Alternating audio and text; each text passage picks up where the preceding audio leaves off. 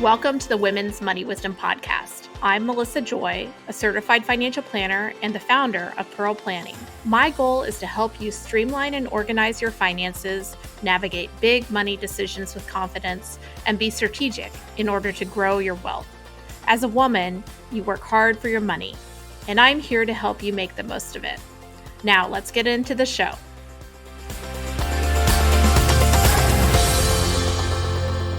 Hey everybody, I am so excited for our topic today. And just before we get started, I want to let you know that if you're nervous, because we're going to be talking about a topic that is kind of taboo in conversation, we just don't get around to it, menopause. For guests that are like, well, I'm not that age, or we love our loyal male listeners as well. And you're like, nope, I'm out.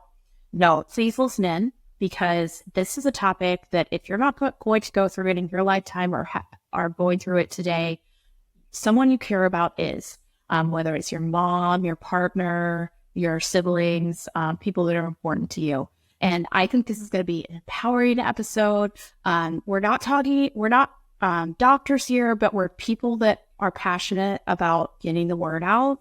And so let's get started on this important topic. My guest today is Julia Carreon. She is a passionate leader and executive in financial and technology. And she has been, if you follow her social media, she's mass guest of the podcast. She came and talked about Gen Z disruption, but she is really authentically talking about what it's like to be a Gen X or older millennial woman, go through menopause, health issues associated, and actually some of the economic impacts. So, Julia, welcome to the podcast. Thank you so much for having me. I'm excited to be here. Well, I've learned a lot from you, and I will tell you 2 or 3 years ago, I was like, because I asked my doctor, I'm just full disclosure, 49 years old, and I would ask my doctors, but I don't go to the doctor very often, like, do I need to know anything about menopause? And it was like, no, it just happens, but you don't have symptoms yet, blah, blah, blah. I was queued up from people like you, my friend Sharon Hoy, who has a great podcast, of like, maybe I should be asking more questions, especially after I started to experience some symptoms that were difficult and disruptive to my life that I come to find out are associated with menopause. Can you talk to me a little bit about, I know you've done some sharing, but what's your journey to, kind of before and after of understanding? Sure. So look, I went through menopause early due to a stressful situation, and I was completely unaware that it was happening to me. I went into menopause at around 45, 46. And not a lot of people know that you typically follow your mother.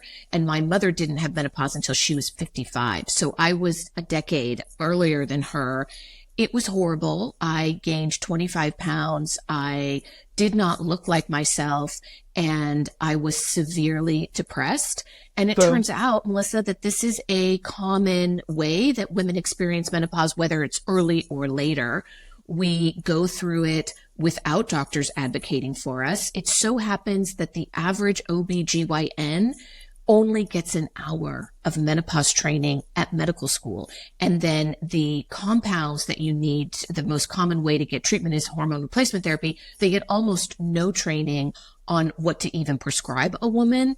And we can talk about why I think that's why data-driven solutions via online health, telehealth is going to really where we see the future of the business going. But just a couple of statistics. 75 million women are in menopause in the United States right now. There are 6,000 women a day who enter menopause. The annual global economic loss related to symptoms and the lack of proactive healthcare around it, according to Bloomberg, is $150 billion a year. And then one last statistic is only 7% of eligible women are getting treatment for menopause today, assuming that let's just say probably 90% of us are eligible to have treatment, and only 7% of us are. And it's for the exact same reason that you already mentioned, which is you went to your doctor and they basically said, suck it up. which is what most women are being told. And frankly, we are being put on antidepressants more often than we are given HRT, when we would just feel better if we got hormone replacement therapy, and then we might not need antidepressants. So I think we are about to enter a huge wave of awareness. Yes. Destigmatizing the word, and then tackling this, to your point, taboo subject out loud. I think we're really at the cusp of a huge wave. Well, with people like us, because as soon as like kind of the wheels started turning for me of like, oh, nobody's going to come to me and tell me anything. I need to really start researching and advocating. And I will tell you, I'm early in my journey, but I want to get the word out, and I want to start normalizing, talking with your friends about these things, saying, hey, have you heard of this? And it's would be caused by menopause.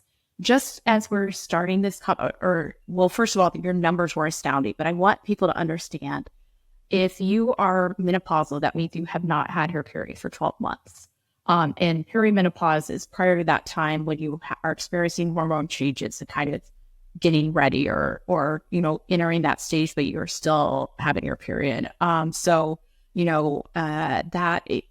don't even think we define what we're talking about all the time. And you're just kind of like tiptoeing around a subject that is going to be really impactful when it comes to your well-being and also your economic health. This is a financial podcast, and the numbers are astounding when you think of those billions of dollars, but those are billions of dollars that are impacting people.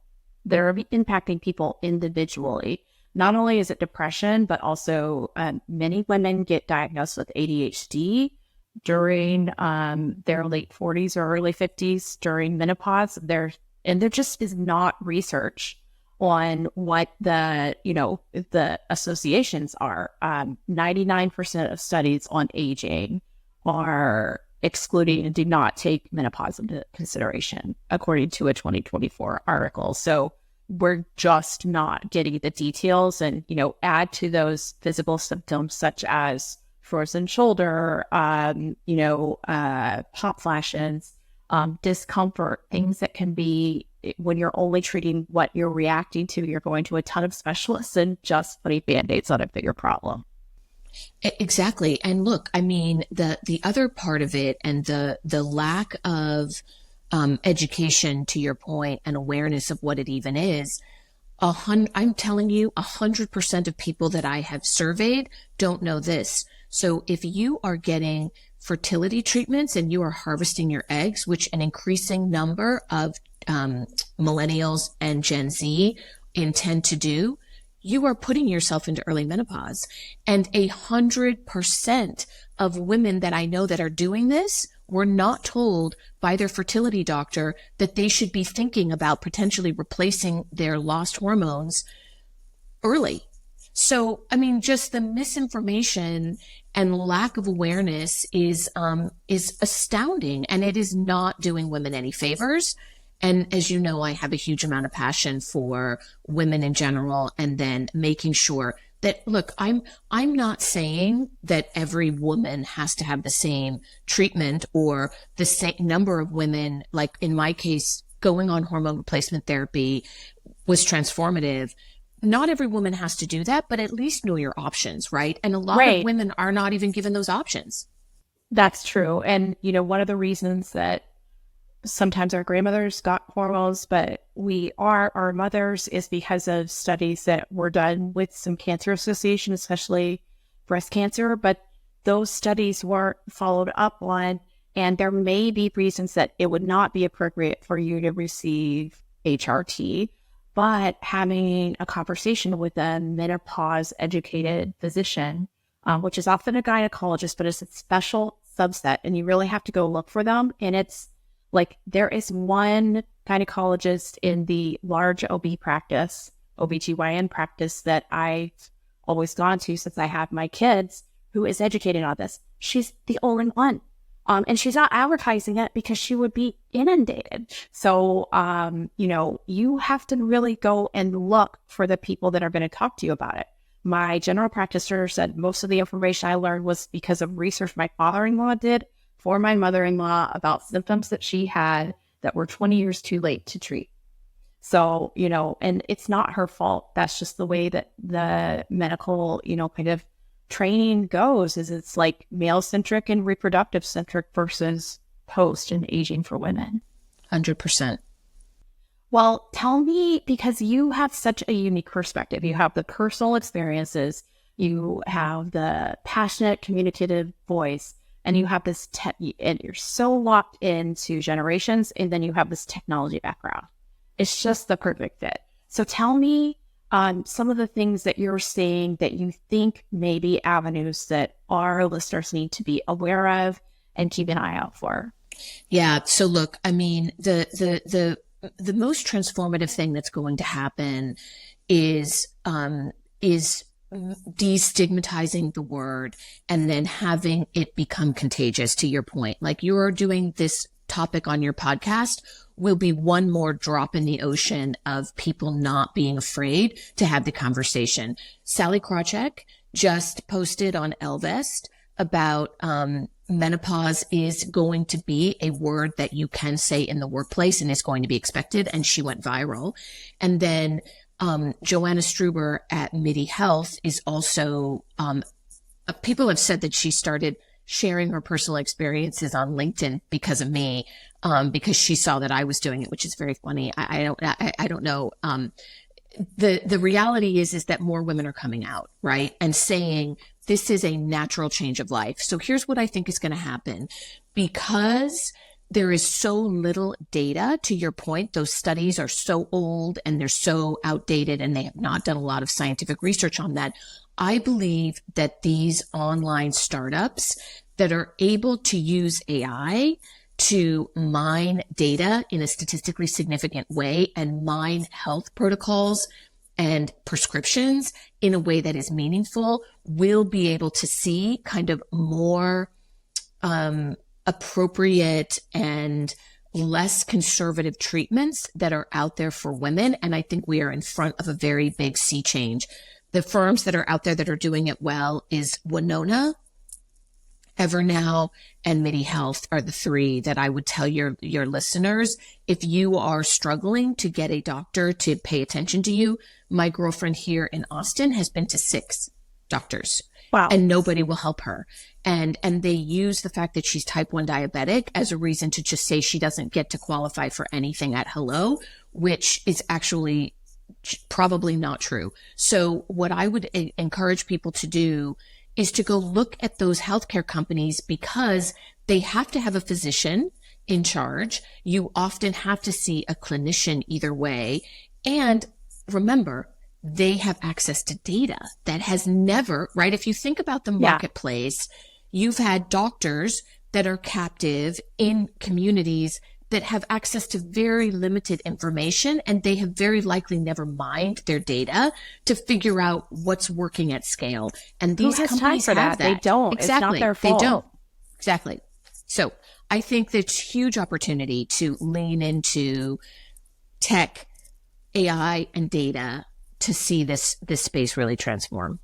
I really think it is going to come from those sides. I have a good friend who's an executive at a regional health insurer, and she works on programming and was talking about just what you said, Julia, the economic impact of menopause, and created a program that could be subscribed to by an employer so that you had menopause care through a program versus through your individual physicians. The insurers know, because they see the economic impact is real to them. They'll have more, reactive, more costly healthcare if you're not treating, the root causes for what somebody needs for their well-being. And our bodies just are not built to not have the hormones. We did not live as long in the past, and we're not built to be without some of these hormones. Exactly. And look, the one other thing that I think we'll see is, I think we are seeing a wave. McKinsey calls it the Great Breakup. Women over 45 are exiting the workplace. The IP that is walking out the door for these major corporations is significant. The leadership vacuum left by women that have had enough is significant. And yesterday I was with three major VCs in Austin at a breakfast. Three men were talking about this as an issue, and like, what venture opportunities are they seeing to lean into making sure that we can fill the gap and keep women in the workplace. So I think there is a huge perfect storm for women to lean in here, for men to lean into it. And to your point, originally, it's not a dirty word. I have never seen a room scatter faster than when I started talking about menopause. When I turned 50 and was having such a horrible place, people get embarrassed by it. And I really find it baffling because it's a change of life similar to puberty. And the room doesn't scatter when you say that your 13-year-old son is in puberty. Everybody wants to hang around and make fun of how crazy your 13-year-old is and how funny they can be. Let's just have the same kind of humor about it, because it isn't a dirty word. Absolutely. And we don't have the studies, but I firmly believe, seeing anecdotal information, that care management for transitions such as menopause will impact our human capital. So our ability to earn, our ability to be comfortable and happy in the workplace, our ability to advocate for ourselves and our well-being can truly keep you employed longer. And so I see this as a financial planner in two ways. One, just like mental health care in general, that whether you're a male or female practitioner of financial planning, you should be comfortable bringing up these topics if you're really dealing with somebody's whole life and not just their investments.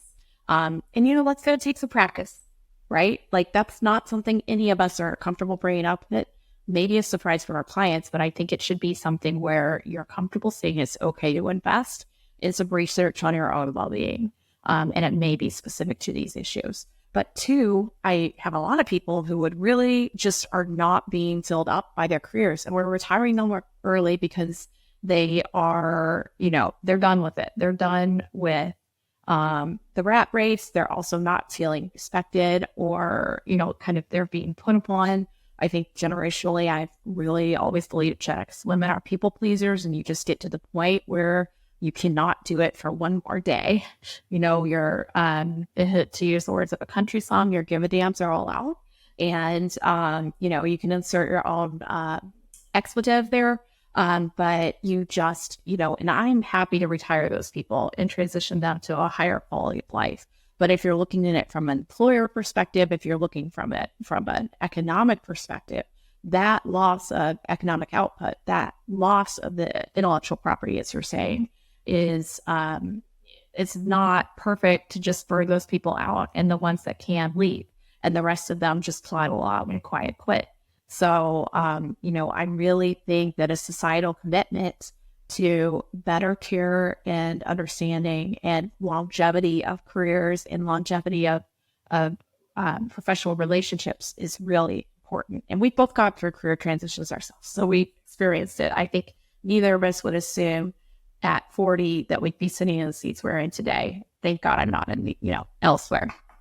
No. And look, I do think that the impact of it on families is more significant than people will talk about. I did a menopause post on LinkedIn, and a young man who was in his late 20s reached out to me on DMs, and it made me cry. He said, I watched what happened to my mom. His mom went through severe depression during menopause, and it had a negative effect on the entire family when he was in late high school. And he said, to this day, my mom is not the same. And I think if somebody had been able to help her, he said, then our whole family's well-being would have been better. So it is a conversation that doesn't just impact your mom or your dad. It impacts your kids, and having them be aware of it, I think is healthy, and good.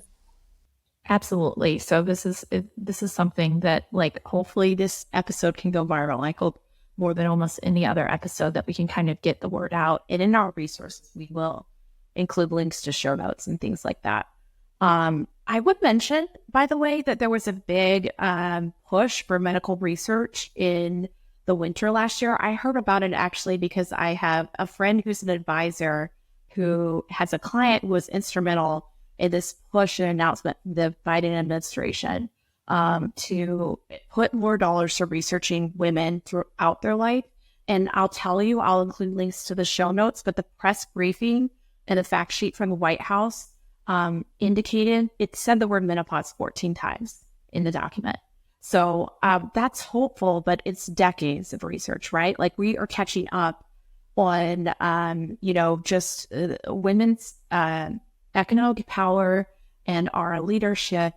The voices haven't been in the room for us.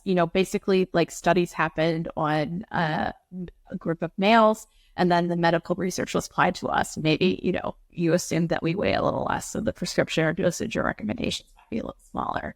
But we really need to be thinking about the voices in the room and consideration for, what experiences you're going through, not just your dollars and cents. 100%. So you've experienced career transition too. In fact, I know that this episode we're recording in the summer. This episode's coming out in the fall, and maybe even by then you're really like looking for your next step. And it may be that some of this conversation is woven into your next job. I know you're a hot commodity, so who knows where you land. But tell me a little bit about, and I really think this relates to menopause and just aging in women, but your, kind of career transitions and what you think prepared you to be able to make different decisions or, to pivot. I'm going to try not to cry because I just really think this is such an important topic. I think it also relates to women's lived experiences. So I have been the primary wage earner for my family for 18 years because my husband decided to take a step back to help with the kids because I had a very busy job. And I was on this wheel of more power, influence, spans of control, managing budgets, hundreds of people in 13 states. And it's so much of your identity when you're living that job, whether you want it to be or not, but it validates each promotion or each, kind of atta girl validates you and builds an identity that may not be as, as easy to integrate into your home life and things like that. So and just live the same experience. So. No, it is. And I think so when I was 44, I was at my peak of thinking that I just wanted to, climb the corporate ladder, rule the world endlessly, right? And rule the world. Yeah. And I found myself recently in the last few years at a very, very influential job on Wall Street with a huge budget, lots of perceived corporate power. Let's put it that way. At the same time, not a lot of people know this, I was being recruited for the same job at double the pay at an investment bank that I will keep quiet. This is just in May. And I was kind of in this washing machine of stuff going on that I can't really talk about too candidly. But what was happening is that I hit a wall of realizing. So I was about to say yes to the investment bank at twice the pay. Down. And double, you said it better than me, friend. I was going to double down on the same old thing. And I realized that I didn't want the same old thing anymore. I realized that going back into that washing machine felt and sounded awful. My phone was blowing up with people saying that the toxicity of the culture was of where I was bad. And then going to where I was even worse. And your mind is hardwired to think that's my only choice, right? Like I have to keep doing that because I'm on this treadmill and the treadmill isn't going to stop. And then for me, imposter syndrome hit where I'm like, oh my God, if I don't say yes to that next thing that I can see in front of me that's tangible, I'm never going to work again. And that really happened to me. I swear. In May. And the unspoken words, probably the little voices in your mind are who am I without this too? At 100%. Least for me, 100% in my world. And that achievement orientation, when you hit one thing, you just start climbing to the next thing. There's a lack of like, let's take a pause and is this sustainable, or is this what you would choose if you could change something? 100%. And you know what? You're just always so great at hitting the analogy on the head too. You go, this is like, I'm just going to say this. I have a very big presence on LinkedIn, and I am very well, right? Like I was told by an executive at Microsoft that they watch my account because I have higher engagement per the size of my account than almost anybody in financial services. And so part of me was like, wow, my ego would love to say that I bounced to one of the most high profile banks on Wall Street and got the global head of transformation job. My ego was very much, to your point about identity, looking for that, that immediate high, almost like, I was a crack addict. Like Dopamine hit. Absolutely. Dopamine hit 100%. It's fleeting though. Thank God. Exactly. Thank God I took a step back and decided not to do that. And I am figuring out what I'm going to do next. I took the summer, and what I hope women that are listening to this, especially because I know you have men who I love my male allies. So I don't mean to leave them behind. They're the best. I do love to say that my biggest advocates at my career have all been men. So I'm so grateful. But for the women out there that are really afraid of what does that look like, I just want to tell them, you're going to be okay. I had a coach shortly before I left my last firm, and I hope I mentioned this in other episodes, but she said, because things were rocky, and she said, well, okay, let's say, what's the worst thing that could happen, Melissa? I was like, well, I could, no longer have a job, be fired. And she was like, well, tell me how bad would your life be then? Like, would you be okay? Could you put food on the table? I mean, it is absolutely, I will tell the 30-year-olds listening, don't assume that what you think in the next 20 years are going to look like are always going to be the case, because it could be a big career transition, or change in relationship status, or divorce, often happens at this time period as well. And the stronger your financial foundation is, the more choices you have, and the more you can take care of yourself and the people that you love. But if I can write a note to that woman as we're passing our 6-year anniversary of being a much smaller company, I will say that it did take me some time to detox from that, having worked on singular goals at a singular organization for many, many years, figuring out who I wanted to be as a founder and solo business owner, building a new organization with a different point of view. Took a while, because in the beginning it was just like, well, I didn't spend my whole life planning to opt out of the former life. But it's so much more integrated into, my family's life and, my home life, and I am able to operate a business in the same place that I live and things like that. So, just know that if you're in a bad spot, you can change that. And, whether it's a career coach or a financial planner or a team, bring up the topic, say, what would it look like if I did something different? Or, and do rely on that network. I think that's something we have in common, Julia, is like our network is our life force to keep us safe and protected. Oh my God, we could talk about that for decades. Like, I think you and I talked about that on our last podcast about growing my network on LinkedIn. It has saved my bacon, and what I would tell my future self when I was 30 is that I should have done it sooner. So to your younger listeners, 100% invest in the network outside of like the four walls of whatever you're doing for work. Like, if you're in a captive organization, go out there and find a way to leverage social media to grow your network, because the network effect of what's happening for me right now, I have more opportunities than I know what to do with. And they are wildly different than what I was expecting. And they are so energizing and fit with my future purpose in a way that my corporate job did not. And I'm just so grateful. Absolutely. I had the exact same experience. And I, too, am a LinkedIn believer. I will tell you, I do personal stuff on Twitter, but LinkedIn really has been both a business builder and network connector so much for me. And I had the same, I chose to start a company from scratch, but the feedback that I got from people that are important to me of like, you can work here, you can do this, without even really being able to publicly telegraph that I was even looking, was huge. And, just knowing, that network is so important. And I think, the lesson learned from this episode, and I'm so glad we've been able to talk about both a taboo topic, menopause, as well as our personal experiences and how they impact our careers.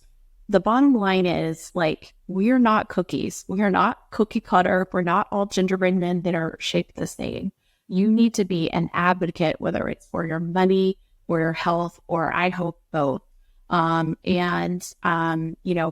real at this age is just what we really need to hear. And I hope that our listeners are going to share this with their notes, because I know these conversations, whether they're about career management and the fact that you don't have to accept an unacceptable situation, or the same thing, don't gaslight yourself when it comes to your medical needs just because other people haven't done the research to know what you may be going through. You are in charge. You are Luke Skywalker, and you need to find the right Yodas to whisper in your ear. Love it. Well, Julia, I know we'll be having these conversations again. I can't wait to hear what you are doing next. And we will make sure that people are following your LinkedIn. We'll have that in the follow-up. Is there any place else that people should connect with you? Or, I know you said that Hal Hirschfeld's research and books are, really important to read. What other resources should people check out? Yeah, look, I would just say that I love Hal Herschel's Your Future Self. I think that that's a really important book. And then if you're going through menopause or you are in your 40s, I would just say, don't be in denial about the fact that this is going to happen. Don't let it happen to you as an accident. Be in charge, go out and do the research online. You've got some great resources out there, medical communities that can help you. And I just want to say, Dr. Mary Claire on Instagram is the most important menopause follow, I think, at all. So yes, I agree. And I will include a podcast episode where I really learned a lot of the symptoms and information, where she was a guest, because she is really doing the work of getting the word out. So, yep. Thanks so much, Julia. Thank you for having me.